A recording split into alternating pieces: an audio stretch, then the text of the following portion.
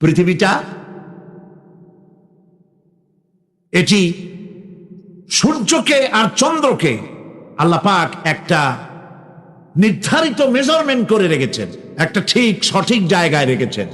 বিজ্ঞানীরা বলেছেন সূর্যর যে ডিগ্রিতে এখন আছে ওর থেকে কয়েক ডিগ্রি যদি নিচে নেমে আসতো, গোটা পৃথিবী জ্বলে পুড়ে ভস্ম হয়ে যেত।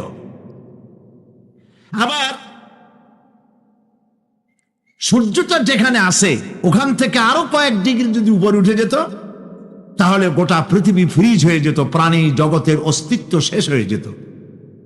চাঁদ সম্পর্কে বলা হয়েছে চাঁদ যত ডিগ্রিতে আল্লাহ পাক স্থাপন করে রেখেছেন ওর থেকে কয়েক ডিগ্রি উপরে যদি উঠে যেত, মাটির তলায় কত আগুন, সেই দৃশ্য আমি চোখে দেখেছি যখন আমি ভেসুভিয়াস পাহাড় দেখেছি, পৃথিবীর বড় আগ্নেয়গিরি। আল্লাহ পাক জাহান্নামের আগুনের ইন্ধন করবেন মানুষ আর পাথর। ওয়াকুদুহান নাস ওয়াল হিজারা, পাথর আর মানুষ হবে জাহান্নামের আগুনের ইন্ধন। পৃথিবীর মাটি থেকে 3 মাইল উঁচা ভেসুভিয়াসের পাহাড়ের উপরে। ভেসুভিয়াস পাহাড় কোথায় বলতে পারেন? ইটালিতে। সেই জায়গায় যখন আমি উঠেছি, পাথর যে জাহান্নামের আগুনে পুড়বে এর বাস্তবতা নিজের চোখে দেখেছি। পাথরগুলি আগুনে পুড়ে লাভার মতো হয়ে পাহাড়ের উপর থেকে আলকাত্রার মতো গলে গলে পাহাড়ের চতুর্দিকের 12 কিলোমিটার এলাকার জনপদকে ধ্বংস করে দিয়েছে। মহা শূন্যে ভাসমান এই পৃথিবীটাকে আল্লাহ পাক আরামের জায়গা বানিয়েছেন, অথচ এই পৃথিবীর মধ্যে আছে কি তা কি আমরা জানি? এই পৃথিবী নামক গ্রহটি, এটি প্রতি ঘন্টায় 66,600 মাইল বেগে পৃথিবীটা ছুটে চলছে বন্দুকের গুলির মতো। প্রতি ঘন্টায় 66,600 মাইল গতিবেগে পৃথিবী ছুটছে। এর অভ্যন্তরে আছে আগুন, এর মধ্যে আছে পাথর। এই এমন মারাত্মক আগুন এই পৃথিবীর পেটের মধ্যে রয়েছে যে আগুন পাথরগুলো পুড়িয়ে লাভায় পরিণত করে দেয় এবং তা উদ্গীরণ করে আগ্নেয়গিরির আকারে উপচে পড়ে। এই পৃথিবীর মধ্যে এরকম আগুন আছে। আমি আজকে যে আয়াতগুলি তেলাওয়াত করেছি এই আয়াতগুলির মধ্যে দেখা দৃষ্টান্তগুলি, আল্লাহ চোখে দেখা দৃষ্টান্তগুলিকে আঙ্গুল দিয়ে দেখাচ্ছেন যে দেখো এইগুলি যে আল্লাহর পক্ষে সম্ভব, তিনি তোমাকে মৃত্যুর পরে জিন্দা করাও তার জন্য। এটা কি সত্য কথা নয় যে আমি তোমাদের জন্য এই পৃথিবীকে একটি বিছানা হিসাবে বানিয়ে দিয়েছি, আর এই পৃথিবীর উপরে পাহাড়গুলি দিয়ে পেরেকের মতো পাহাড়গুলিকে প্রথিত করে দিয়েছি। ওয়া খালাকনাকুম আজওয়াজা, এবং পৃথিবীর মানব বংশ অথবা যে কোনো প্রাণী এবং জন্তুর বংশ বৃদ্ধির জন্য তোমাদের স্ত্রী জাতীয় এবং পুরুষ জাতীয় জোড়ায় জোড়ায় সৃষ্টি করেছি। ওয়াজআলনা নাওমাকুম সুবাতা, আর তোমাদের জন্য তোমাদের ঘুমকে শান্তির বাহন করেছি। ওয়াজআলনাল লাইলা লিবাসা, আর রাতকে করেছি আবরণ অথবা আচ্ছাদন। ওয়াজআলনান নাহারা মাআশা, আর রুজি কামাবার জন্য দিনটাকে করেছি আলোকোজ্জ্বল। ওয়া বানাইনা ফাওকাকুম সাবআন শিদাদা, আর তোমাদের উপরে 7টি মজবুত আকাশ স্থাপন করেছি। ওয়াজআলনা সিরাজাম ওয়াহাজা, আর তাতে একটি অতি উত্তপ্ত অতি উজ্জ্বল একটি বাতি সৃষ্টি করেছি, এবং ঊর্ধ্ব দেশ থেকে অবিশ্রান্ত অবিরাম ভাবে বৃষ্টি বর্ষণ করি। কেন? যাতে করে শস্য, শাক, সবজি, উদ্ভিদ আর নিবিড় বাগান সৃষ্টি করতে পারি। এই ছিল তেলাওয়াতকৃত আয়াতের শাব্দিক তর্জমা। আসুন এবার ব্যাখ্যায় চলে যায়। আল্লাহ পাক বলছেন দেখো এই পৃথিবীটাকে, এই জমিনটাকে একটি বিছানা হিসাবে আমি বিছায় দিয়েছি। শান্তিময় আবাস ভূমিতে পরিণত করে দিয়েছি এই পৃথিবীটাকে। আল্লাহ পাক বলছেন, যিনি পৃথিবীকে তোমাদের জন্য দোলনা বানিয়ে দিয়েছেন আর সেখানে তোমাদের জন্য রাস্তা তৈরি করে দিয়েছেন যাতে তোমরা গন্তব্য খুঁজে পাও। সূরা নাবার মধ্যে আল্লাহ পাক পৃথিবীকে বলেছেন বিছানা, আর সূরা আয-যুখরুফের মধ্যে বলেছেন দোলনা। পৃথিবীটাকে আল্লাহ কি বললেন? দোলনা। দোলনার মধ্যে শিশু যেমন শান্তিতে ঘুমায় থাকে, এই পৃথিবীটাকে তোমার জন্য শান্তিতে ঘুমাবার জন্য, চলাফেরা করার জন্য আমি এই পৃথিবীকে শান্ত করে দিয়েছি। সুবহানাল্লাহ। এবং গন্তব্যের জন্য, যাতায়াতের জন্য আমি রাস্তা বানিয়েছি। আপনি বলবেন রাস্তাগুলি তো আমরা বানাইছি গম দিয়া, ইট দিয়া, পাথর দিয়া। হ্যাঁ, আপনি বানাতে পারেন, রাস্তা আপনি বানাতে পারেন, কিন্তু যখন আপনারা কেউ বানান নাই তখন এই পথগুলি আল্লাহরই বানানো ছিল। বিশেষ করে পাহাড়িয়া এলাকায়, পাহাড়িয়া এলাকায় কোন গভর্নমেন্ট গিরিপথ তৈরি করেছে বলেন তো দেখি? কে বানিয়েছে? আল্লাহ পাক তৈরি করেছেন। এ পথ তৈরি করেছে যাতে তোমরা তোমাদের গন্তব্যে পৌঁছতে পারো। মহা শূন্যে ভাসমান এই পৃথিবী, এই পৃথিবীটাকে আল্লাহ পাক আরামের জায়গা বানিয়েছেন, অথচ এই পৃথিবীর মধ্যে আছে কি তা কি আমরা জানি? এই পৃথিবী নামক গ্রহটি, এটি প্রতি ঘন্টায় ৬৬,৬০০ মাইল বেগে পৃথিবীটা ছুটে চলছে বন্দুকের গুলির মতো। প্রতি ঘন্টায় ৬৬,৬০০ মাইল গতিবেগে পৃথিবী ছুটছে। এর অভ্যন্তরে আছে আগুন, এর মধ্যে আছে পাথর।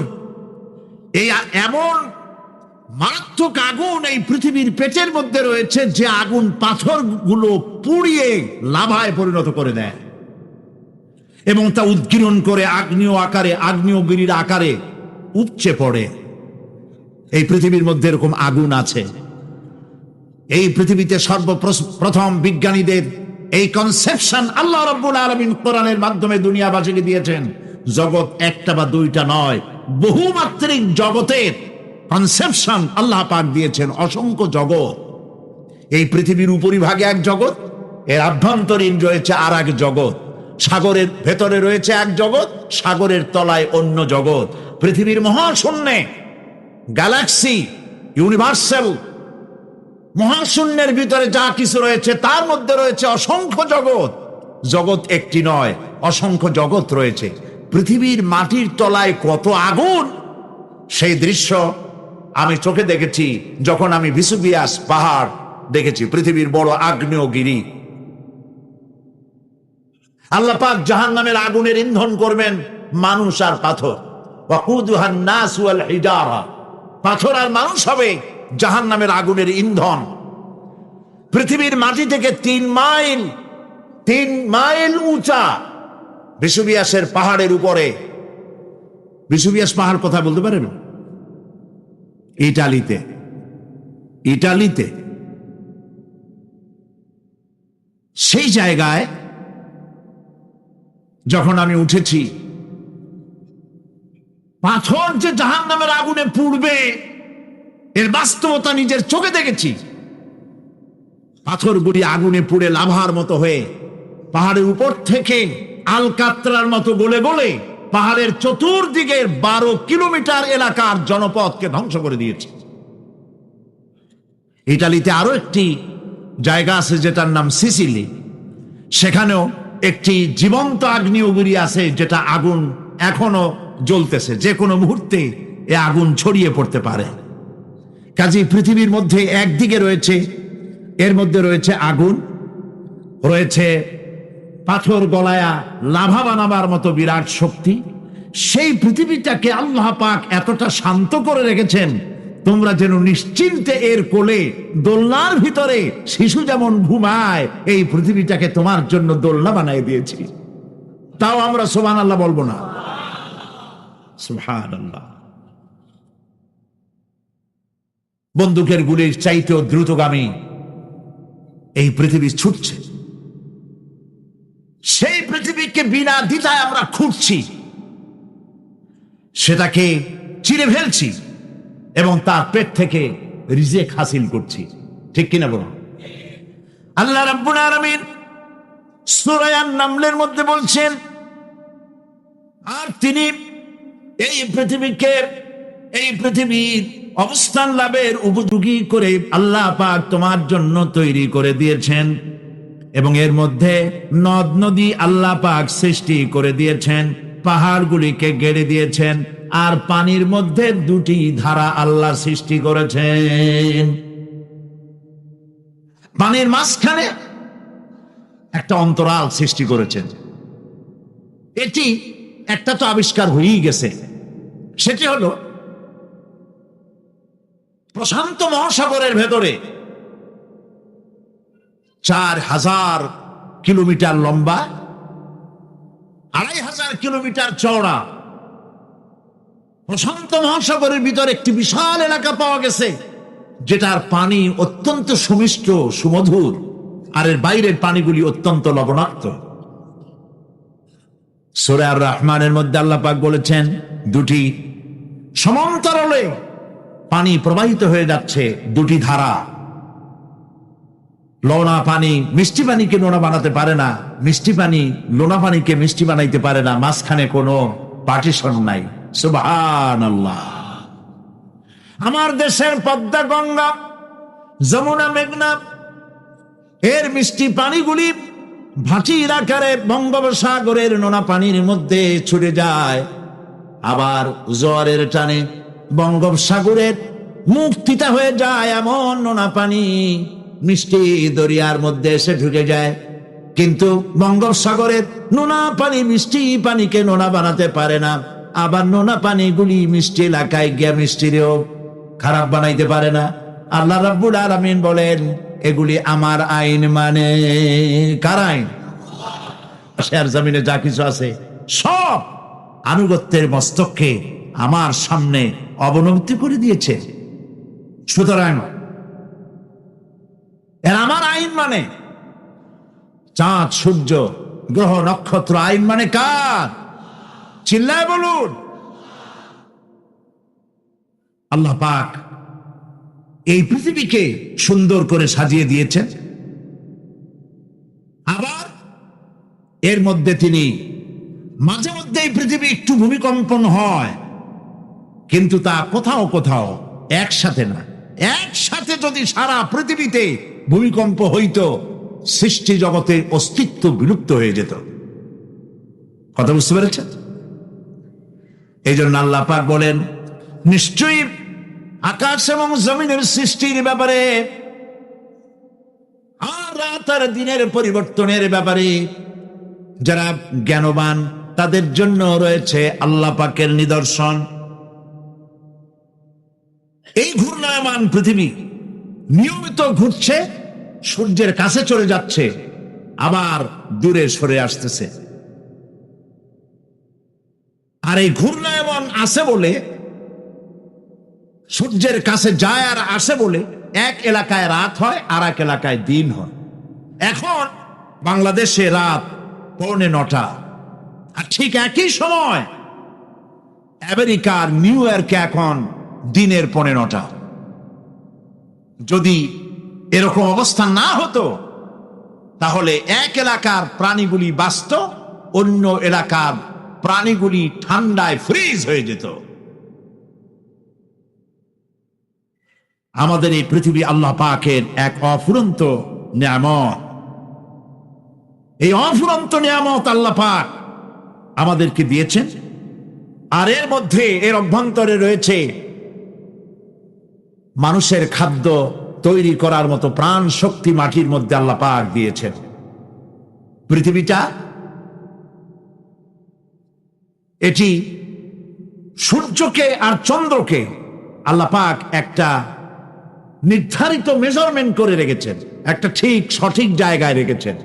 বিজ্ঞানীরা বলেছেন, সূর্যর যে ডিগ্রিতে এখন আছে, ওর থেকে কয়েক ডিগ্রি যদি নিচে নেমে আসতো, গোটা পৃথিবী জ্বলে পুড়ে ভস্ম হয়ে যেত। আবার সূর্যটা যেখানে আছে, ওখান থেকে আরো কয়েক ডিগ্রি যদি উপরে উঠে যেত, তাহলে গোটা পৃথিবী ফ্রিজ হয়ে যেত, প্রাণী জগতের অস্তিত্ব শেষ হয়ে যেত। চাঁদ সম্পর্কে বলা হয়েছে, চাঁদ যত ডিগ্রিতে আল্লাহ পাক স্থাপন করে রেখেছেন, ওর থেকে কয়েক ডিগ্রি উপরে যদি উঠে যেত, গোটা পৃথিবী মরুভূমি হয়ে যেত। আর যদি কিছু নেমে আসতো, গোটা পৃথিবীতে জলোচ্ছ্বাস হয়ে পানিতে পৃথিবী ডুবে শেষ হয়ে যেত। তাও সুবহানাল্লাহ বলবো না? এ সমস্ত কুদরত কার? আল্লাহ পাক। আল্লাহ রাব্বুল আলামিন এরপরে বলছে, মাটিকে বানালাম বিছানা, আর এই বিছানাকে এটা যেন তোমাকে নিয়ে নড়াচড়া করতে না পারে, সেই জন্য আমি পাহাড়গুলি পেরেকের মতো গেড়ে দিলাম। এখানে আছে যে পাহাড়কে পৃথিবীর মধ্যে পেরেকের মতো গেড়ে দিছি। কেন দিছি সেটি এসছে অন্য আয়াতে। আল্লাহ পাক বলেন, তিনি জমিনে পর্বতের নোঙ্গর, পর্বতের পেরেক রকম করে এই পৃথিবীর মধ্যে গেড়ে দিয়েছেন, যেন পৃথিবীটা তোমাকে নিয়ে যেন হেলাদোলা করতে না পারে। এই পাহাড় পৃথিবীর ভারসাম্য রক্ষা করেছে। পাহাড়গুলি আজকে মানুষেরা কাটা শুরু করেছে ইন্ডাস্ট্রি বানাবার জন্য, বাড়িঘর বানাবার জন্য। পাহাড় যারা কাটছেন আত্মঘাতী কাজ করতেছে। প্রকৃতির ভারসাম্য, এনভায়রনমেন্ট নষ্ট তো আমরাই করতেছি, ঠিক কিনা বলেন? কারা নষ্ট করতেছে? আমরা নিজেরাই করতেছি, আত্মঘাতী কাজ করছি। এই পৃথিবীতে কত পাহাড় দরকার, কত গাছ দরকার, কত পানি দরকার, সে কথা কে বলতে পারবেন? বলেন সবাই। আল্লাহ পাকের যা কিছু তিনি সৃষ্টি করেছেন সেগুলির উপরে হস্তক্ষেপ করা, কিছু কিছু জিনিসের উপরে হস্তক্ষেপ করা মারাত্মক আত্মঘাতী। পাহাড়গুলি দিয়ে এই সুউচ্চ পাহাড় শুধু খিল বানায় রাখছেন আল্লাহ, পেরেক বানায় রাখছেন, শুধু তাই নয়, এই পাহাড়ের উপরে পানি জমে থাকে বরফ হইয়া। আমরা যখন প্লেনে যখন যাই, ঢাকা এবং চিটাগং যে ফ্লাইটগুলি আসা যাওয়া করে, এগুলি 9,000, 10,000, 11,000 ফিট দিয়ে উচ্চতায় উড়ে আসে। কিন্তু আমরা যখন ইন্টারন্যাশনাল ফ্লাইটে উড়ি, তখন সেগুলি চলে 35 থেকে 40,000 ফিট পর্যন্ত উচ্চতায় উড়ে যায়। পৃথিবী যে কত সুন্দর তা প্লেনে উঠলে বোঝা যায়। আর বাংলাদেশ যে কত সুন্দর মনোরম তা দেশের উপর থেকে প্লেনে উঠতে গেলে দৃশ্য দেখে, নয়ন অবিরাম দৃশ্য দেখে সেজদায় মাথা নত হয়ে আসে। সুবহানাল্লাহ, সুবহানাল্লাহ। আমার দেশ যে কত ভালো, আলহামদুলিল্লাহ বলেন। পৃথিবীর যে কোনো দেশের তুলনায় আমার দেশ অনেক অনেক অনেক ভালো, আলহামদুলিল্লাহ বলেন। এর গাছে হাত দিলে খাবার পাওয়া যায়, পানিতে হাত দিলে খাবার পাওয়া যায়, জমিনে হাত দিলে খাবার পাওয়া যায়, যেখানে হাত দেবেন সেখানে খাবার। আমাদের তো আসলে খাদ্যের অভাব না। আমাদের কি খাদ্যের অভাব আসলে? না, আসলে খাদ্যের অভাব না। আমাদের সব আছে, বিশাল বনজ সম্পদ আছে। কাপ্তাই, রাঙ্গামাটি, বান্দরবন যে দেখেন বনজ সম্পদ কাহাকে বলে। খুলনার ফরেস্ট এরিয়া যে দেখেন বনজ সম্পদ কারে বলে। রয়েছে বনজ সম্পদ, রয়েছে খনিজ সম্পদ, রয়েছে পশু সম্পদ, রয়েছে মৎস্য সম্পদ, রয়েছে পানি সম্পদ, সর্বোপরি রয়েছে মানব সম্পদ। সব আছে। তাহলে মরি কেন? মরি সৎ লোকের অভাবে। আল্লাহ রাব্বুল আলামিন এই পৃথিবীতে মানুষগুলিকে সুন্দর করে সৃষ্টি করে তার খাওয়া, চলা ফেরা, ওঠা বসা সবকিছুকে একটি নিয়মতান্ত্রিক পদ্ধতিতে পরিচালিত করেছেন। এটা বুঝলে পরে কল্যাণ, না বুঝলে অকল্যাণ। আসল বক্তব্য ছিল কি? প্লেনে ওড়ার সময় দেখেছি রাশিয়ার উপর থেকে যখন উড়ে যায়, টার্কি, ইটালি, আফ্রিকা দেশসমূহের উপর দিয়ে যখন উড়ে যায়, তখন দেখতে পাই নিচে পাহাড়ের মাথাগুলি সাদা ধপধপ করছে। প্রথমে তো বুঝি নাই যেগুলি কি, পরে জিজ্ঞেস করে জেনেছি। যখন প্রথম বিদেশে গেছি তখন বুঝি নাই, তারপরে বুঝতে পারলাম এ হলো আল্লাহ পাকের সেই কথা যে পাহাড়ের উপরে আমি পানি জমায় রাখি। এই জমাকৃত পানি সূর্যের তাপে গলাইয়া পাহাড় থেকে পাদদেশে নামাইয়া ফসল উৎপাদিত করি, যেখানে বৃষ্টি সম্ভব নয়। মানে বৃষ্টি যেখানে দেওয়ার প্রয়োজন নাই, সম্ভব নয় তা না, আল্লাহর কাছে অসম্ভব বলে কিছু নাই, কিন্তু কোথাও আল্লাহ পাক বৃষ্টি দিয়ে দেন, কোথাও সাগরের পানি, কোথাও খালের পানি, কোথাও নদীর পানি, কোথাও পাহাড়ের পানি দিয়ে এভাবে ব্যবস্থা করে দেন। এনভায়রনমেন্ট এগুলি নষ্ট করে ফেলছে। একটা দেশ আছে যার নাম, একটা মহাদেশ যার নাম অ্যান্টার্কটিকা। এই অ্যান্টার্কটিকা মহাদেশে কোনো মানুষ নাই, আছে শুধু পেঙ্গুইন। কি আছে কন্ত? পেঙ্গুইন। শুধু বরফ আর বরফ। এগুলি জমা করে রাখার মধ্যে রয়েছে আল্লাহ পাকের বিশেষ কুদরত, যা আল্লাহ পাক মানুষের জন্য তৈরি করে রেখেছেন। মানুষ বুঝতে পারে না। এনভায়রনমেন্ট নষ্ট করে ফেলার পরে এই পাই বরফগুলি গড়ে যাচ্ছে, নষ্ট হয়ে যাচ্ছে। এরপরে আল্লাহ পাক বলছেন, আর এই পৃথিবীর বংশধারাকে, সৃষ্টি ধারাকে ঠিক রাখার জন্য আমি তোমাদেরকে জোড়ায় জোড়ায় সৃষ্টি করেছি। সুবহানাল্লাহ। প্রত্যেকটি প্রাণীর ভিতরে স্ত্রী জাতীয়, পুরুষ জাতীয় আছেই, আছে কিনা বলেন? এমন একটা নামকন যেখানে শুধু পুরুষ, নারী নাই, স্ত্রী জাতীয় নাই, আছে নাকি? নাই। বংশধারা বৃদ্ধি করার জন্য প্রত্যেকটি প্রাণী আল্লাহ পাক বলছেন জোড়ায় জোড়ায় বানাইছি, তোমাদেরকেও আমি জোড়ায় জোড়ায় বানিয়েছি। একদিকে তো জোড়ায় জোড়ায় বানালাম পুরুষ এবং স্ত্রী। এই পুরুষ আর স্ত্রী সৃষ্টি করার ভিতরে রয়েছে আল্লাহ পাকের নিদর্শন। কার নিদর্শন গুলো? কোরআনে কারিমে আল্লাহ পাক বলেন, আর আল্লাহ পাকের অসংখ্য নিদর্শনের মধ্যে এটিও নিদর্শন যে তিনি তোমাদের থেকে তোমাদের জোড়া সৃষ্টি করেছেন, তোমাদের স্ত্রী বানাইছেন। কেন? লিতাসকুনু ইলাইহা, যাতে করে তুমি তার কাছ থেকে তোমার মনের প্রশান্তি, সেও এবং তুমিও উভয়ের কাছে মনের প্রশান্তি খুঁজে পাও। ওয়াজআলা বাইনাকুম মাওয়াদ্দা, আর আল্লাহ পাক তোমাদের মধ্যে সৃষ্টি করেছেন ভালোবাসা। ওয়া রাহমা, আর পরবর্তী সময় সৃষ্টি করেছেন দয়া এবং করুণা। লিতাসকুনু ইলাইহা বলতে বোঝানো হয়েছে যে এই ব্যবস্থা আপনি আপনি হয়নি, এটি একটি উদ্দেশ্যকে লক্ষ্য করে হয়েছে। একে অপরের নিকটে যেন শান্তি পায়, প্রশান্তি পায়, একজন আরেকজনের কাছে পূর্ণ মাত্রায় তাই মিলিত হওয়ার জন্য নির্জন পরিবেশের আশ্রয় নেয়।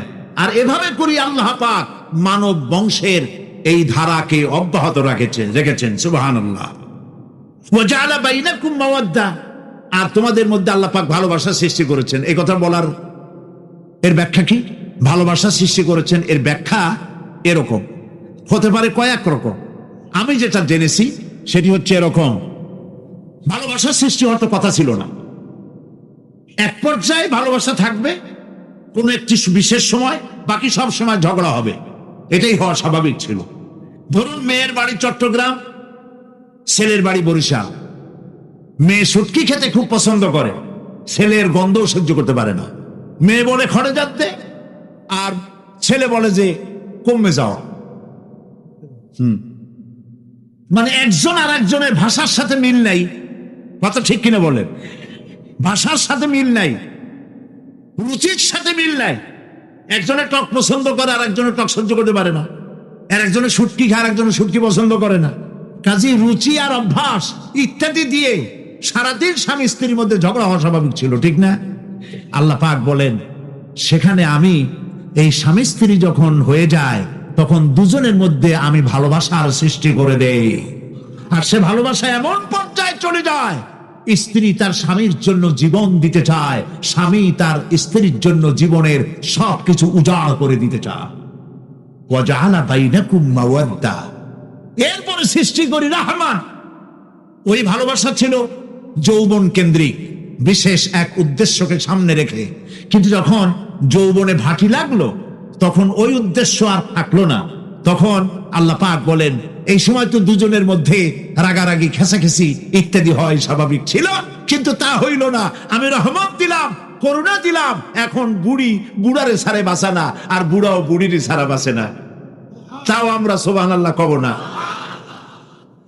প্রিয় ভাই সব, আমি বুঝতে পারছি আপনারা বলেন ঠিকই, তবে শুনতে শুনতে মোহমুগ্ধ হয়ে বলার সময় পান না। জি আলহামদুলিল্লাহ, বলি আলহামদুলিল্লাহ। তো আল্লাহ রাব্বুল আলামিন পরস্পর পরস্পরের মধ্যেই ভালোবাসা সৃষ্টি করলেন। এটি আল্লাহ পাকের আয়াত। এটা আল্লাহ পাকের কি বলুন? আয়াত মানে কি? নিদর্শন। এরপরে রব্বুল আলামিন বলেন, ওয়াজআলনা নাওমাকুম সুবাতা, আর আমি তোমাদের জন্য ঘুমকে করেছি শান্তির বাহন। মানুষের অঙ্গ প্রত্যঙ্গ প্রত্যেকটির কাজ ভিন্ন, প্রকৃতিও ভিন্ন। চোখ দেখে, কান শোনে, জিহ্বা স্বাদ গ্রহণ করে, নাক শোনে, নাক শোখে, মস্তিষ্ক চিন্তা ভাবনা করে। এ হলো প্রকৃতি। আর প্রত্যেকটি অঙ্গ প্রত্যঙ্গের রুচি আলাদা, কর্তব্যের মধ্যে বিরাট বৈষম্য। যেমন চোখ রঙিন এবং সুন্দর জিনিস দেখতে ভালোবাসে, ঠিক কিনা? বলেন ঠিক কিনা? একটা খারাপ জিনিসের দিক চোখ পড়লেই মানুষ তাড়াতাড়ি চোখ ফিরায় নেয়, ঠিক না? চোখ সুন্দর এবং রঙিন জিনিস দেখতে ভালোবাসে। কান সুমধুর সুর শুনতে ভালোবাসে, উৎসাহ বোধ করে। আর হাত নরম এবং মসৃণ জিনিসে স্পর্শ করতে উৎসাহ বোধ করে। নাক আতরের গন্ধ শুঁকতে ভালো লাগে। আর মন নতুন নতুন রঙিন ভাবনা ভাবতে চেষ্টা করে। বাড়ি বানাবো, বিল্ডিং বানাবো, ইন্ডাস্ট্রি করব, ছেলে বিয়ে দেবো, মেয়ে বিয়ে দেবো, অমুক জায়গায় বিরাট লোকের কাছে। ভাবতে ভাবতে ভাবের সাগরে হারিয়ে যায়। আর ভাবনার ভিতরে খেয়ালে যদি কেউ পোলাও পাকায়, বাস্তবে তা হোক আর না হোক, খেয়ালে মনে মনে যদি কেউ পোলাও পাকায়, তাহলে ঘিয়ের দাম যাই হোক না কেন তাতে কিছু আসে যায় না, ঠিক কিনা? মানুষ রঙিন রঙিন ভাবনা ভাবতে খুব মজা পায়। তাহলে আমি কি বুঝাইতে চাইলাম?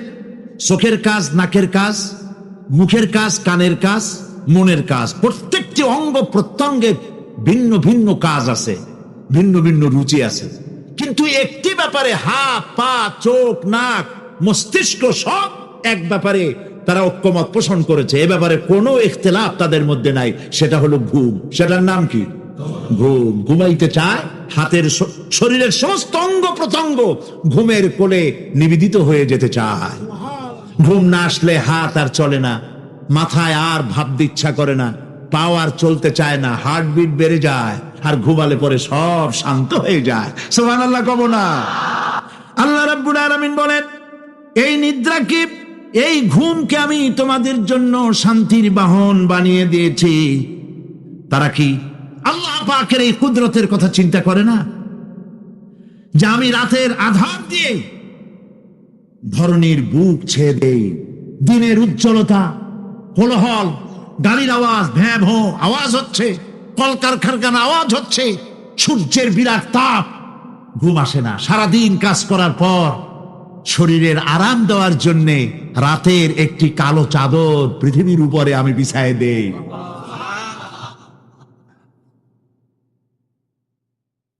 আর মানুষ আরাম গ্রহণ করে। শুধু মানুষ না, সব প্রাণী আরাম গ্রহণ করে। সুবহানাল্লাহ। এবং এরপরে দিনের আলো দিয়ে উদ্ভাসিত করি, যেন বিশ্রামের পর নতুন করে আবার কাজের সমস্ত উদ্দীপনা নিয়ে নতুন করে কাজে ঝাঁপিয়ে পড়তে পারে। কয়েক ঘন্টা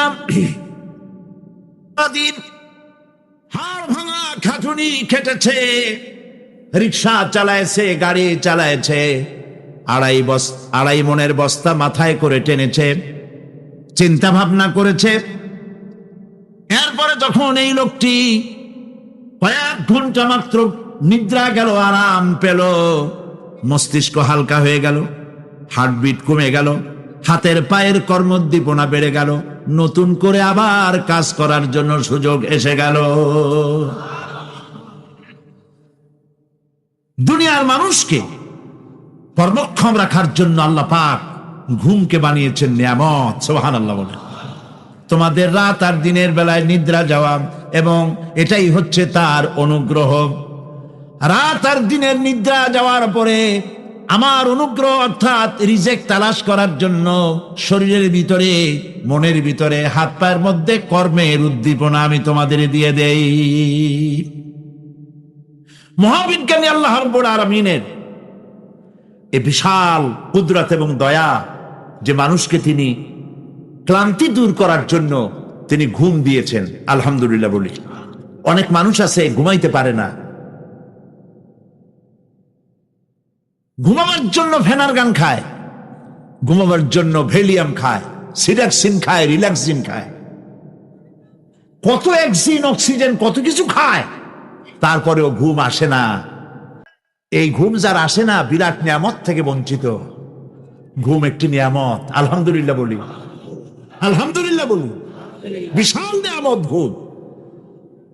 আল্লাহ যে সমস্ত নিয়ামত আমাদের জন্ম থেকে শুরু করে এ পর্যন্ত বডির মধ্যে দিছেন, মৃত্যুর আগে আল্লাহ যেন একটিও কেড়ে না নেন, বলি আমিন।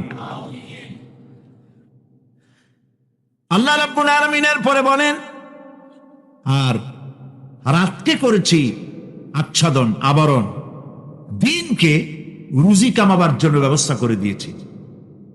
দিনের বেলা রুজি কামাবেন, দিনের বেলায় ঘুমায় থাকবেন না। বহুত মানুষ আছে সকালবেলায় ঘুম দিল, 12টা 1টা বাজে গেল।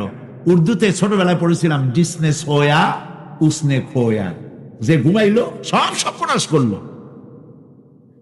অসময় ঘুমানো, অসময় ঘুমানো সর্বনাশ হয়ে যাবে সব।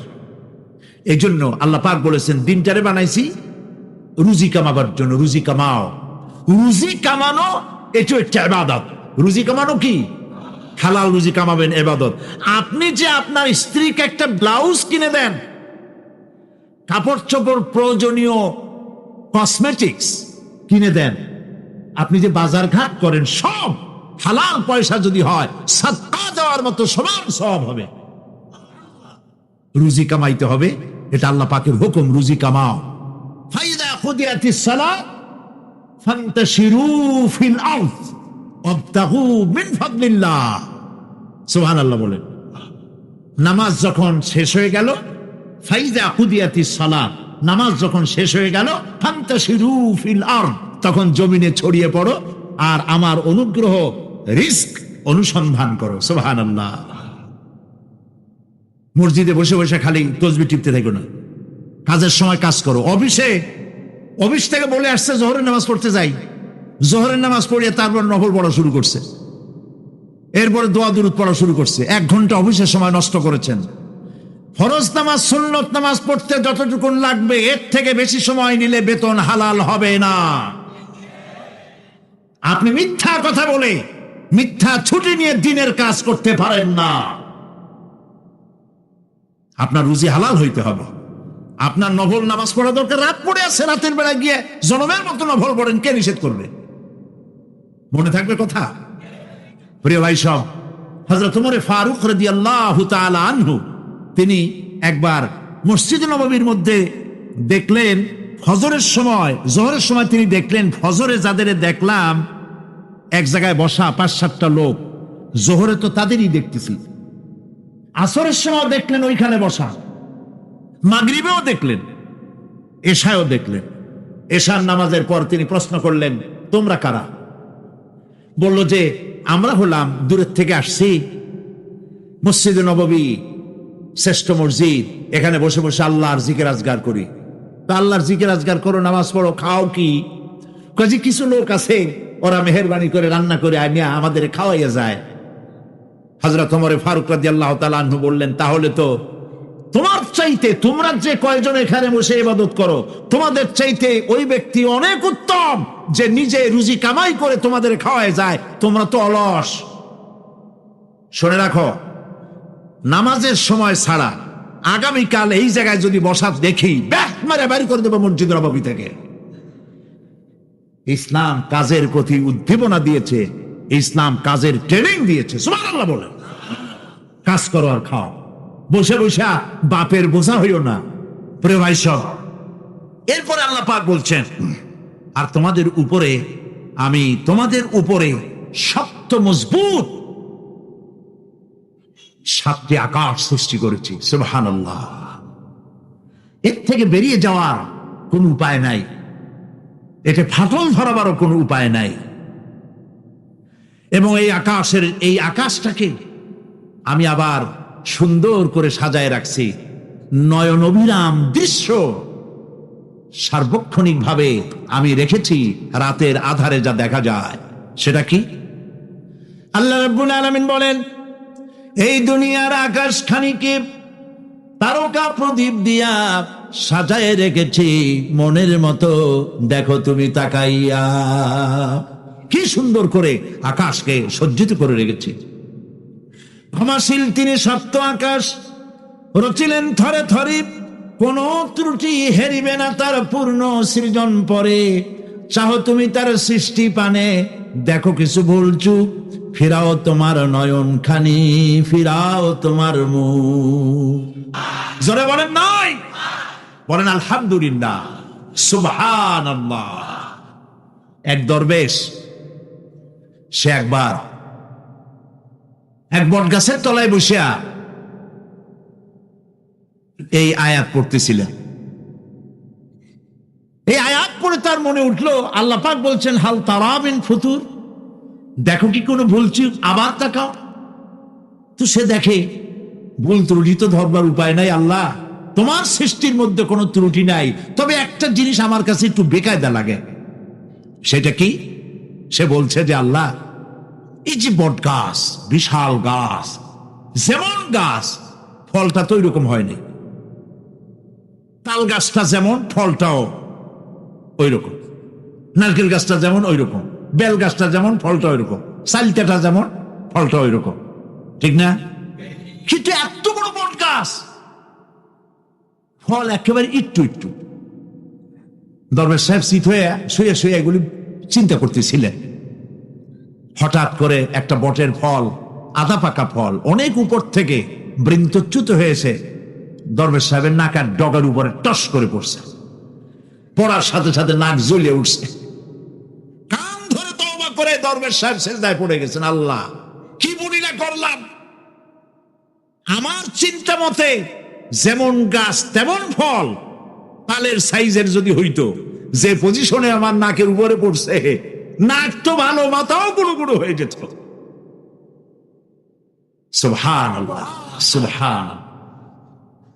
আল্লাহ পাক বলছেন অক্ষমহীন দৃষ্টি তোমার সৃষ্টিতে পাবে ফাঁকি, ফিরাও তোমার নয়ন খানি, ফিরাও কাঙ্গালাখি।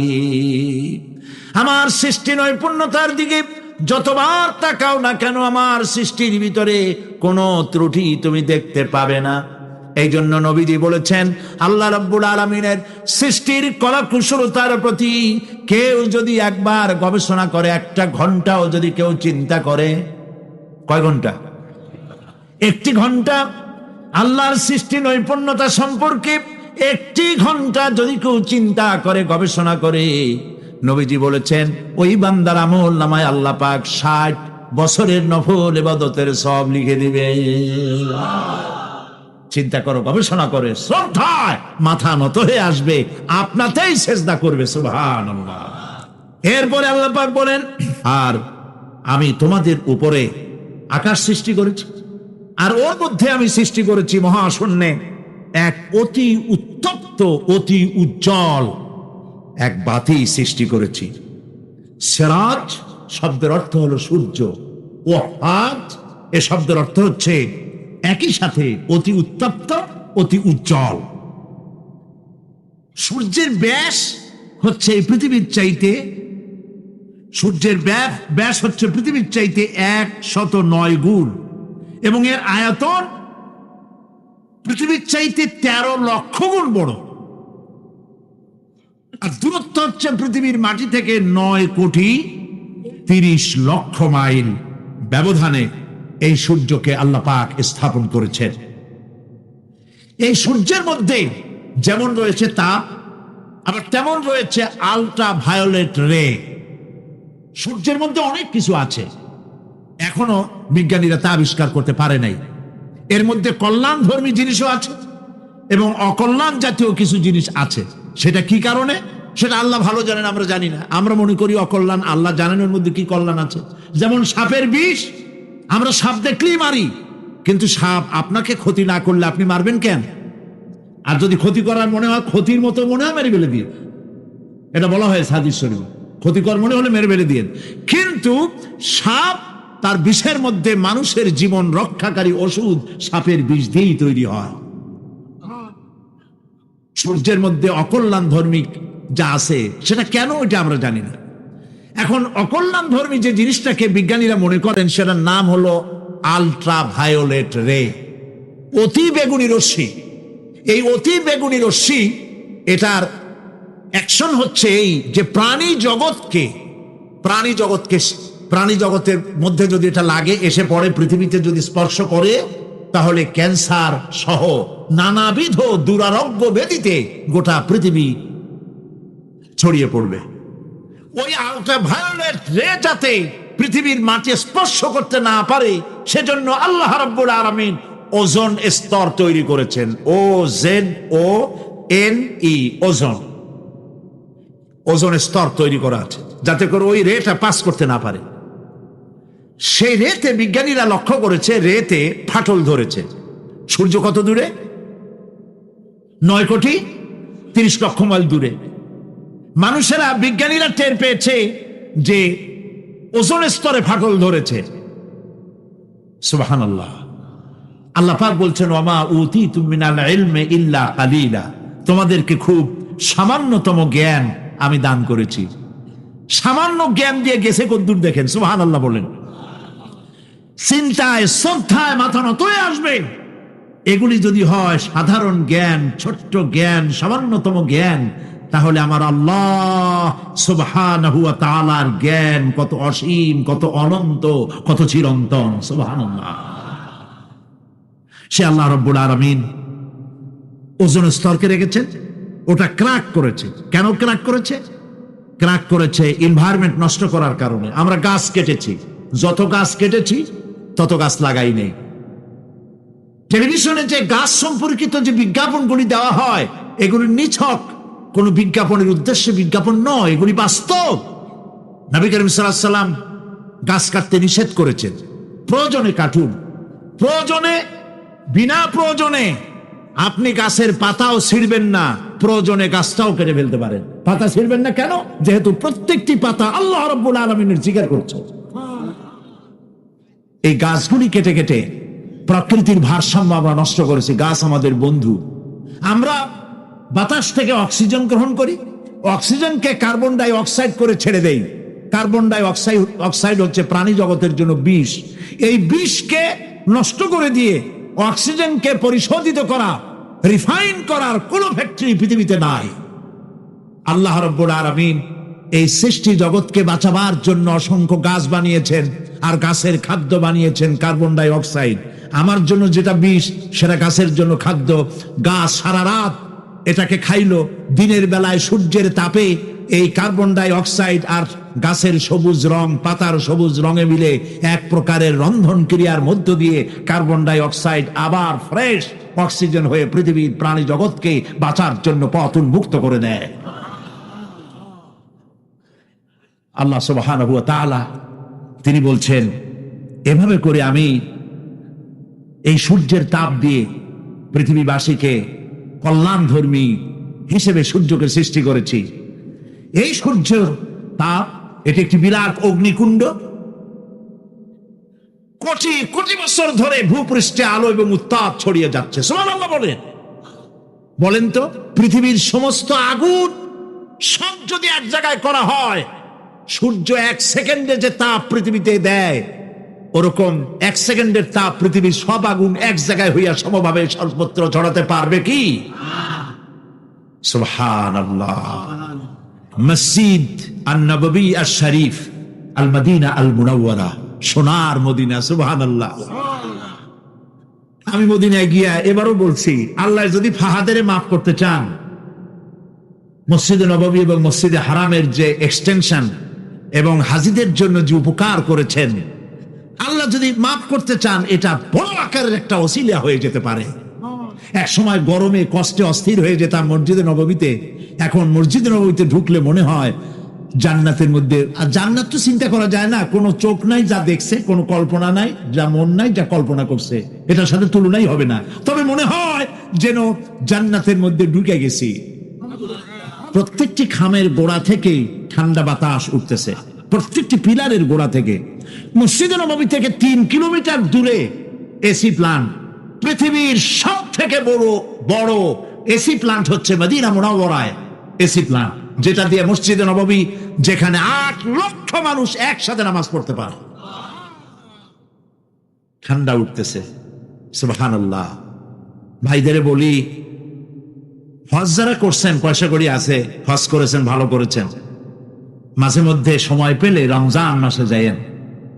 মানুষেরা আমাদের দেশের হলিডে করতে কতর পড়ারা সিঙ্গাপুর যায়, ব্যবসা করতে যান, আমার আপত্তি নেই, আমেরিকায় যান, সিঙ্গাপুরে যান, ব্যাংকক যান, হংকং যান, থাইল্যান্ড যান, যান বললে সেখানে যান।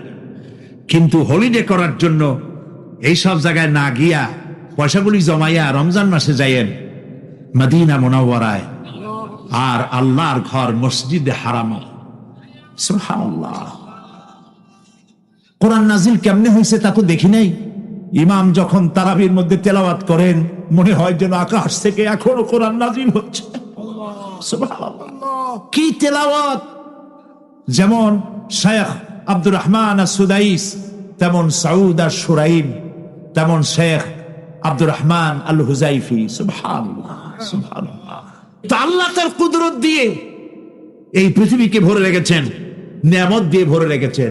মুসলমানদের জন্য সবচাইতে বড় নিয়ামত কোরআন শরীফ নিয়ামত, কাবা শরীফ নিয়ামত, মসজিদ আন-নববী আশ-শরীফ আল মদিনা আল মুনাওয়ারা।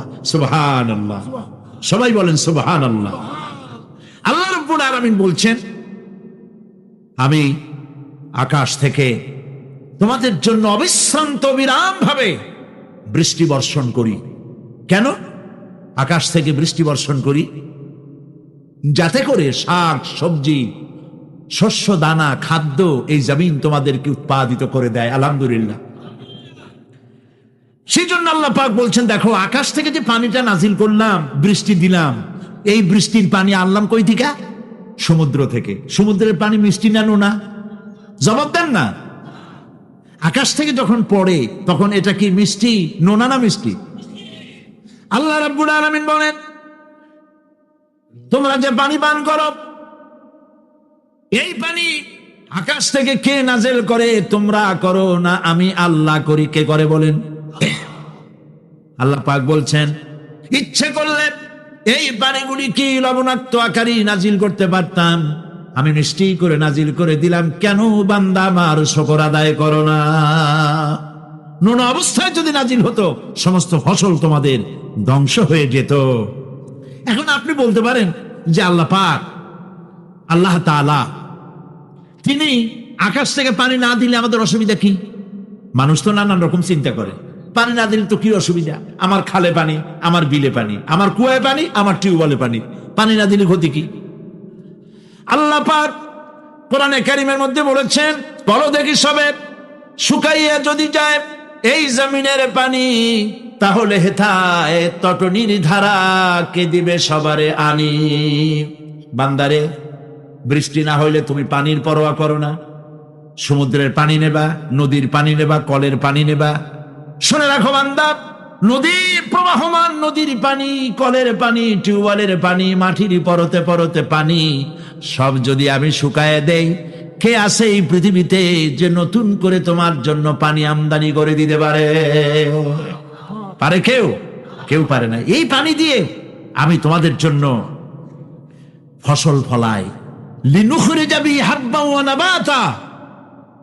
হে মানব সকল, স্মরণ করো আল্লাহ পাকের ওই নিয়ামতকে। ওই আল্লাহ ছাড়া তোমাদের কি এমন কেউ আছে? কোন আল্লাহ, কোন রিজিক দাতা? ইয়ারযুকুকুম মিনাস সামাই ওয়াল আরদ, যিনি আকাশ এবং জমিন থেকে তোমাদেরকে রিজিক দিতে পারে? লা ইলাহা ইল্লা হুয়া, ওই আল্লাহ ছাড়া কেউ নাই। ফাআন্না তুফাকুন, যাও কই? কেন বিভ্রান্ত হও? আল্লাহ পাক আকাশ থেকে পানি দিলেন, জমিনের ফসল উৎপাদন করে দিলেন, আর এরপরে আল্লাহ পাক বলেন, আর ঘন সন্নিবদ্ধ নিবিড় বাগান বানায় দিলাম। সুবহানাল্লাহ বলেন। এখানে আল্লাহ পাক কি কি বললেন? শাক, লক্ষ্য করুন, শাক, সবজি, খাদ্যশস্য, উদ্ভিদ, এগুলো দিলাম, আর সাথে সাথে ঘন নিবিড় বাগান বানাইলাম। নিবিড় বাগান দেখছেন?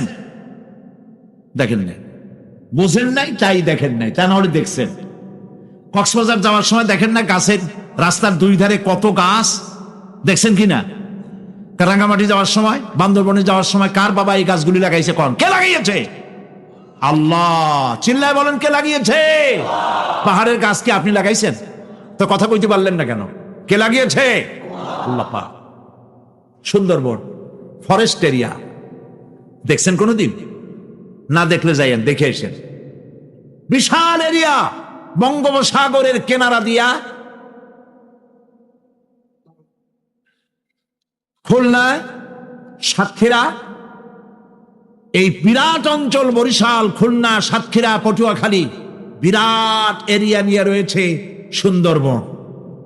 শত শত মাইল। সুবহানাল্লাহ বল।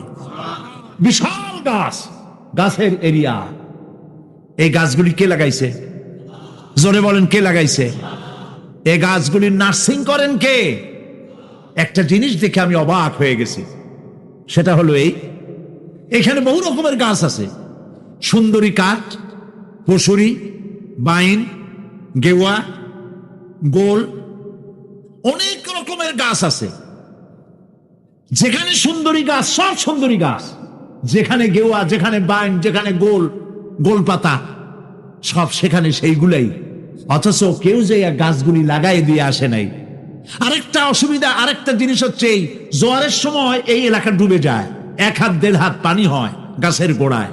যে ফলগুলি পড়ছিল গাছ দিয়া, এই ফলগুলি ভাটির টানে চলে গেল, নিচে নেমে গেল, নদীতে নেমে গেল, আবার জোয়ারের টানে উঠে আসলো, পানিতে ভেসে ভেসে ফলগুলি ভারী হয়ে গেল। এক সময় ভাটির টানে আর গেল না। এই গাছগুলিকে, সুন্দরী গাছের মধ্যেই সুন্দরী ফল, বাইনের মধ্যে বাইনের ফল, কে সাজাইয়া এই সুন্দর বাগানগুলি বানাইল? চিল্লায় বলো। ওয়া জান্নাতিন আলফাফা, ঘন নিবিড় সন্নিবদ্ধ বাগান আমি সৃষ্টি করেছি। সুবহানাল্লাহ বলেন। এই গাছগুলি মানুষেরা জন্মের খাওয়া খায়। বন বিভাগে যারা দায়িত্বে থাকে মনে করে শ্বশুরের লাগানো গাছ, বাজানের লাগানো গাছ, সোনালি কাঁচা চোরের মতো বিক্রি করে। এরা ডাকাত, এরা চোরের চাইতে নিকৃষ্ট, যারা গাছ চুরি করে।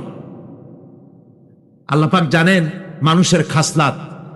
এই ফরেস্ট বিভাগে, বন বিভাগে যারা চাকরি করেন, সব খারাপ আমি তা বলবো না, ভালো মন্দ মিলেই আছে।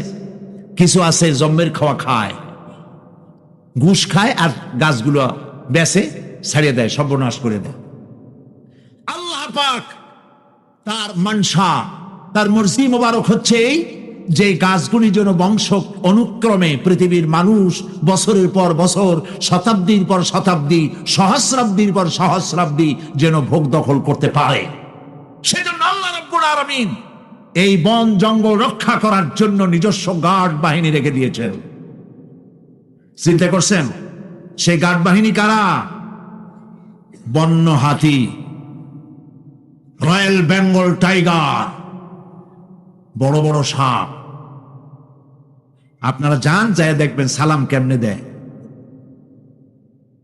রয়্যাল বেঙ্গল টাইগার জীবিত মানুষ খায় না।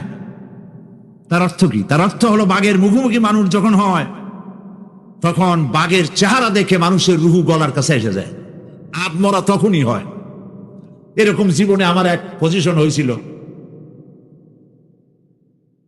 লন্ডনে আমাকে আমার ভক্তরা বলল যে সাফারি পার্ক আমাকে দেখাবে। তখন চলো সাফারি পার্ক কি? কয়ে সব জন্তু জানোয়ার ছাড়িয়ে দেওয়া, ওর মধ্যে দিয়া গাড়ি নিয়ে যেতে হবে। তাই বললাম খাবার দিয়ে যদি গাড়ির গ্লাস গ্লাস ভাঙে? তা বললো যে ওখানে পুলিশ আছে, লোকজন আছে, হর্ন জোরে বাজাইতে হবে, নিয়ম আছে, তাহলে তারা আসবে এবং বন্দুকের মধ্যে রাবারের গুলি আছে, বিষ মাখানো, ওইটা মেরে দেবে। তারপরে জন্তুটা পড়ে যাবে, তার ঘুম আসবে, তখন বেঁচে যাবে। আমি দেখার লোভ সামলাইতে পারলাম না, আর ভয়তো ঘামে গেলাম। আল্লাহ ভরসা করে গেলাম। বিশাল এরিয়া, আল্লাহ যে কত দেখাইছে গোলামের, সুবহানাল্লাহ। সারা জীবন সেজদায় পড়েও কুলাইতে পারবো না, কত আল্লাহ দেখাইছেন, সুবহানাল্লাহ। গেট দিয়ে ঢুকলাম, লোহার বিশাল গেট, বাঘ সিংহ সব ছাড়িয়ে দেওয়া জঙ্গলের মধ্যে। তা আমরা গেছিলাম একটা ভালো সময়, সকালবেলা। সেখানে সব গোস্ত, বড় বড় গোস্ত, এগুলো খাইতে দিছে। প্রাণীরা সব গোস্ত খাওয়ায় ব্যস্ত। সেখানে মানুষগুলা, আমরা কাফের বলি আর যাই বলি, তাদের নৈতিকতা আছে। আমার দেশের বাঘগুলারে তাদের জন্য বরাদ্দ হচ্ছে গোশত, কিন্তু 4 পায়া জন্তুরে হাড্ডি খাওয়াইয়া 2 পায়া পশুগুলিতে গোশতগুলো খাইয়ে ফেলে। জানোয়ার পশুর চাইতে নিকৃষ্ট, ঠিক কিনা বলেন? পশুর খাদ্য নিজে খায়। যাই দেখেন আমাদের দেশের চিড়িয়াখানাগুলির অবস্থা, বাঘ শুকায় গেছে, হরিণ শুকায় গেছে, সিংহ শুকায় গেছে। তার তো শুকাবার কথা না। পরে কে খাওয়ায় জঙ্গলে? কে খাওয়ায়? আল্লাহ পাক খাওয়ান, সুবহানাল্লাহ। এত বড় বড় গোশতের টুকরা এক একটা বাঘে পেয়েছে। বাঘ একটারে নিয়ে গাছে উঠছে, আর একটা টানাটানি করতেছে, আর আমরা গাড়ি নিয়ে আসতে যাচ্ছি।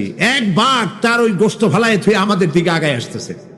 আমি বললাম, আল্লাহ, যা ভয় করতেছিলাম আমি তখন, ওই যে বলেছি যে মরা মানুষ বাঘে খায় না, বাঘ দেখলি কলজে উড়ে যায়। আমার হার্ট বিট এত বাড়ছে, আর আল্লাহ আল্লাহ করতেছি, দোয়া দুরুদ শেষ হয়ে গেছে পড়তে পড়তে।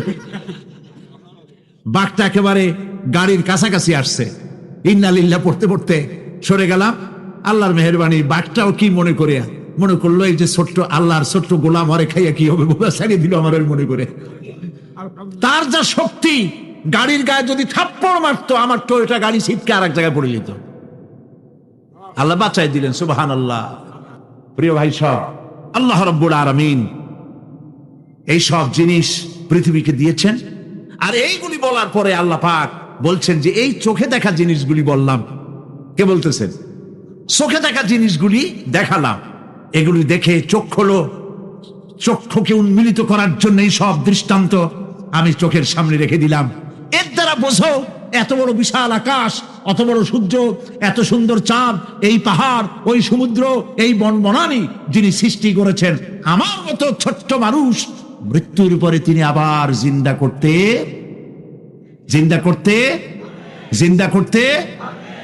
এই পৃথিবী খেল তামাশা করার জায়গা না, দেখো আর শেখো। আল্লাহ পাকের অপূর্ব সৃষ্টি, নৈপুণ্যতা, কলা কুশলতা দেখো, আর সেজদা দিয়ে আল্লাহ রাব্বুল আলামিনের শুকরিয়া আদায় করো। সুবহানাল্লাহ। আমরা যদি তা করতে পারি, আল্লাহরে যদি বুঝতে পারি, আমাদের আমল আখলাক ভালো হয়ে যাবে।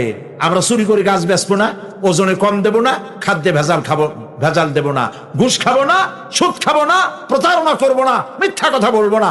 আমরা ভালো হয়ে যাব যদি এই একটি জিনিসকে বিশ্বাস করতে পারি যে আমার এই জীবন শেষ কথা নয়, আর একটা জীবন আসবে, সেই জীবনে এই জীবনের সব হিসাব দিতে হবে। প্রত্যেক মানুষই তার উপার্জন অনুসারী ফল পাবে। যা সে পাবে তা নিজের উপার্জন ছাড়া আর কিছুই না, আর যে ফল পাবে সেটাও তার উপার্জন। সুতরাং কিয়ামতের দিন আল্লাহ মানুষের উপরে কোনো জুলম করবেন না, অত্যাচার করবেন না। আল্লাহ পাক তো তার বান্দার জন্য জুলুমকারী নন, ঠিক কিনা? আল্লাহ পাক বলছেন সেই কিয়ামতের মাঠে আল্লাহ পাকের দরবারে আমাদের সকলকেই উঠতে হবে। আল্লাহ পাকের দরবারে আল্লাহ পাকের সামনে দাঁড়াতে হবে। সেদিন আমাদেরকে কেউ বাঁচাতে পারবে না। সেদিন আল্লাহ পাক এর দরবারে যেন আমরা আসামি না হই, সেজন্য এই পৃথিবীতে কোরআন অনুযায়ী আমাদের জীবন গড়তে হবে, সুন্নাহ অনুযায়ী জীবন গড়তে হবে। তাহলে পরকালে আল্লাহ পাকের কাছে নাজাত পাওয়া যাবে। বড় কঠিন জায়গা, বড়ই কঠিন জায়গা। এবার তোমাদের রব হচ্ছেন তিনি যিনি বান্দাদের উপরে কখনো অত্যাচার করেন না, জুলম করেন না, মেহেরবানি দিয়ে যিনি ছেয়ে রাখেন, তিনি হচ্ছেন আল্লাহ পাক। সুতরাং এই জন্য বিজ্ঞানীরা, বড় বড় বিজ্ঞানী, এরা কিন্তু নাস্তিক হয় না। বর্তমান বিজ্ঞানীরা চিন্তা করে, গবেষণা করে খেই হারিয়ে ফেলছে মহাশূন্যকে দেখে, যেখানে আছে গ্যালাক্সি, যেখানে আছে মিল্কি ওয়ে, যেখানে রয়েছে অসংখ্য তারকা। এই পৃথিবীটা মহাশূন্য আল্লাহ যেভাবে তৈরি করেছেন, সেই তুলনায় এই পৃথিবী একটা মার্বেলের চাইতে খুব বেশি একটা বড় কিছু হয় বলে মনে হয় না। পৃথিবী যদি হয় একটা মার্বেলের মতো, তাহলে আমরা যে মানুষ, আমাদের অস্তিত্ব কোথায় চিন্তা করেন। এবার মহাশূন্যে চলেন। মহাশূন্য, ব্ল্যাক হোলটা কি? সেই ব্ল্যাক হোল হচ্ছে ওই যে তারকার কথা বললাম যে সূর্য খাইতে পারে, 3 কোটি সূর্য খাইতে পারে, এই রকমের তারকাগুলি ঘুরতে ঘুরতে কোনো এক কারণে যখন সে ব্ল্যাক হোলের রেঞ্জের মধ্যে এসে যায়, তখন ব্ল্যাক হোল ওকে এমন ভাবে চুষে হজম করে ফেলে, যেমন বাচ্চা চকলেট চুষা খাইয়া ফেলায়, এইরকম ব্ল্যাক হোলগুলি অত বড় তারকাগুলি খাইয়া চুষা শেষ করে ফেলে দেয়। সূরা ফাতিহার একটা নাম না, বরং এর অনেকগুলি নাম আছে। সূরা ফাতিহার কম বেশি 22টি নাম পাওয়া যায়, আবার তাফসিরে রুহুল মানিতে এর 40টি নাম বলা হয়েছে। সূরা ফাতিহা অত্যন্ত ফজিলতপূর্ণ একটি সূরা, বরকতপূর্ণ সূরা। এ সূরাটির এক নাম হচ্ছে ফাতিহাতুল কিতাব, মানে হচ্ছে কোরআন কুঞ্জিকা, কোরআনের চাবি অথবা কোরআন প্রারম্ভিকা। এটাকে বলা হয়েছে উম্মুল কিতাব, কোরআনের কিতাবের মা। তো মা মানে কোরআন শরীফের পেটে সূরা ফাতিহা হয়েছে তা না।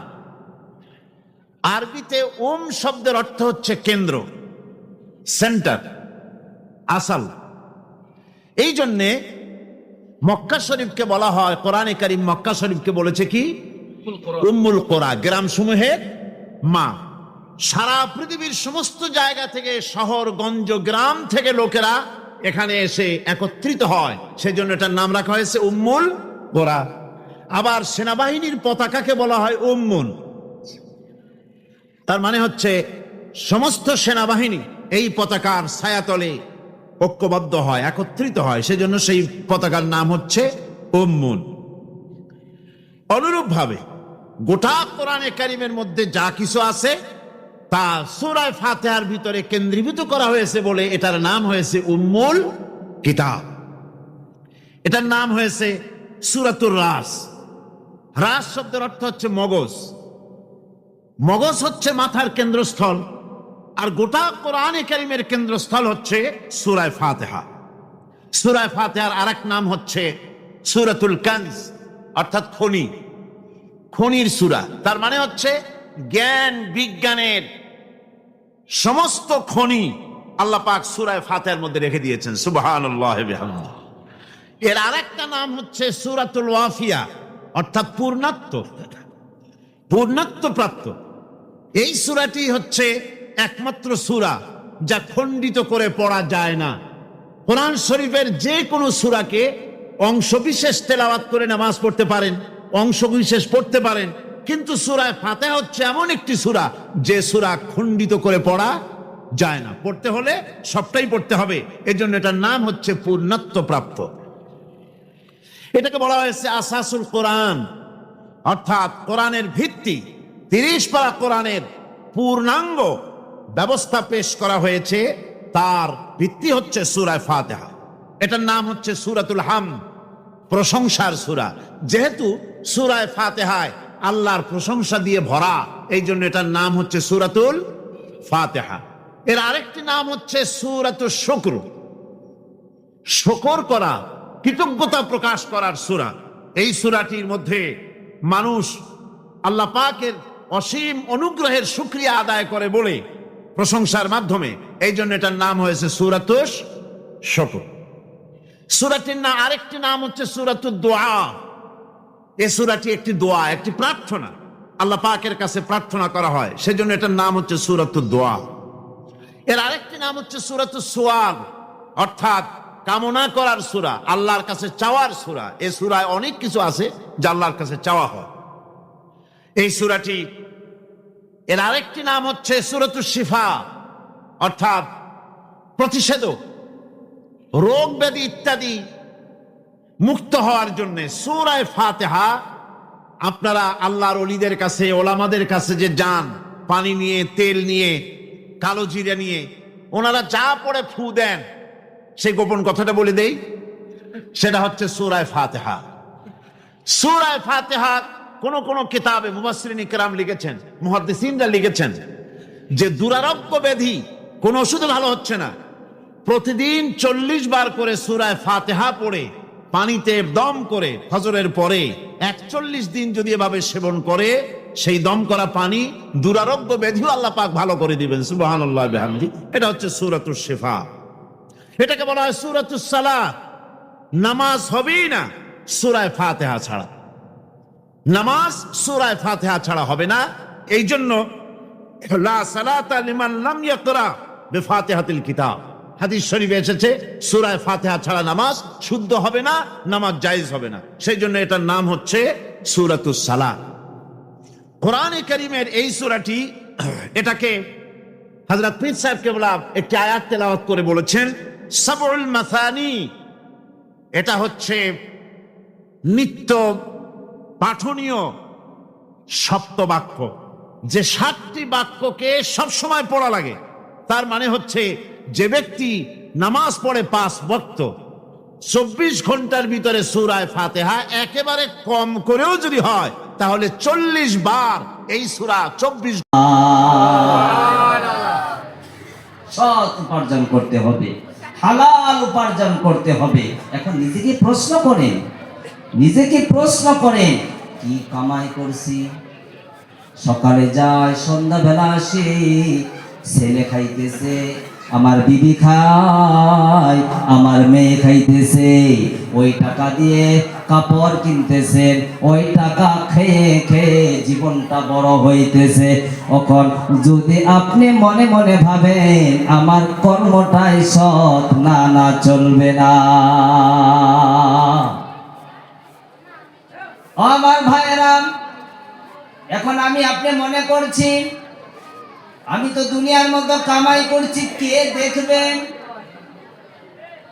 হাতে কি সাক্ষী দিবেন? কানে কি সাক্ষী দিবি? পা কি সাক্ষী দিবে? সেই জন্য রব্বুল আলামিন 1400 বছর পূর্বেই বলে গিয়েছেন, 1400 বছর আগেই বলে দিয়েছেন রব্বুল আলামিন, আল ইয়াউমা নাখতিমু আলা আফওয়াহিহিম ওয়া তুকাল্লিমুনা আইদিহিম ওয়া তাশহাদু আরজুলুহুম বিমা কানু ইয়াকসিবুন। ও আমার ভাইরা, আল্লাহ তাবারক ওয়া তাআলার বক্তব্য আমি আলিফুলের কোন বানানো কথা না। পর্দায় থাকা মা বোনেরা যারা আছেন, এটা লক্ষ্য করেন, দুনিয়ার মধ্যে আজকে একজনের উপর তহমত লাগায়া মানুষকে কষ্ট দিচ্ছি। একজনকে কষ্ট দিতে দিতে আমার বাড়ির পাশেই মানুষ থাকে, কিন্তু কষ্ট দিতে দিতে চোখ দিয়া পানি বাহির করে ফেলেছি। ও আমার মা বোনেরা গো, ও আমার যুবক ভাইরা, বাবাজিরা শুনে রাখো, কাল কিয়ামতের মধ্যে এই জবানটা বন্ধ করে দেওয়া হবে। জবান আর কথা বলতে পারবে না। দুনিয়ার মধ্যে আমি কথা বলছি, আহারে এই জবান দিয়া কত সুন্দর সুন্দর করে কথা বলছি, কাল কিয়ামতের মধ্যে এই জবানটা তালা মারিয়া দেওয়া হবে। প্রশ্ন আসতে পারে, হুজুর তাহলে আল্লাহর কাছে কেমন করে জবাব দিব? এই হাত দ্বারা আমি কি করেছি? হাতের দ্বারা কি ভালো কাম করেছি? মসজিদের সঙ্গে এই হাতের সঙ্গে কি সম্পর্ক ছিল? থিয়েটারের সঙ্গে হাতের সঙ্গে কি সম্পর্ক ছিল? জুয়ার সঙ্গে হাতের সঙ্গে কি সম্পর্ক ছিল? আমার ভাইরা, সুদের সঙ্গে হাতের সঙ্গে কি সম্পর্ক ছিল? আল্লাহ তাবারক ওয়া তাআলা এই হাতের জবানটা খুলে দিবে। আব্দুল মালিক আর কথা বলতে পারবে না। আমার ভাইরা, হাতের জবানটা যখন খুলে যাবে, আমার আল্লাহকে বলবে, রব্বুল আলামিন, তোমার এই বান্দাটা এই হাতের দ্বারা অমুক জায়গার মধ্যে ধর্মীয় ওয়াজ জলসা হয়েছিল, ধর্মীয় ওয়াজ মাহফিল হয়েছিল, মসজিদের উদ্যোগে, মসজিদের উন্নতি কল্পে ধর্মীয় ওয়াজ মাহফিল হয়েছে। এই হাতের দ্বারা 1000 টাকা দান করেছে গো আল্লাহ। এই হাত দ্বারা আয় আল্লাহ গরিবকে খানা দিয়েছে, মিসকিনকে খানা দিয়েছে, অসহায়কে সহায় করেছে আল্লাহ। আয় আল্লাহ, রাস্তার মতো যাইতে যাইতে যাইতে দেখে একটা মানুষ বিপদে পড়ে আছে, আল্লাহ এই চোখ দিয়া দেখার পর আমি আর থাকতে পারি নাই, ওই মানুষটাকে গাড়ির মধ্যে উঠায়া নিয়া ওই হসপিটালের মধ্যে এডমিট করে আল্লাহ চিকিৎসা করেছিল গো আল্লাহ। আয় আল্লাহ, এই পা দ্বারা আল্লাহ হাঁটিয়া হাঁটিয়া এই যে ফজরের টাইমে, শীতের টাইমে, মাঘ মাসের শীতের টাইমে গো আল্লাহ ঠান্ডা পানি দিয়া ওযু করিয়া লাহে লাহে লাহে লাহে হাঁটিয়া হাঁটিয়া আল্লাহর ঘর তোমার ঘরের সঙ্গে কানেকশন ছিল। কন্যা সুবহানাল্লাহ। হাতের জবান খুলে দেওয়া হবে, পা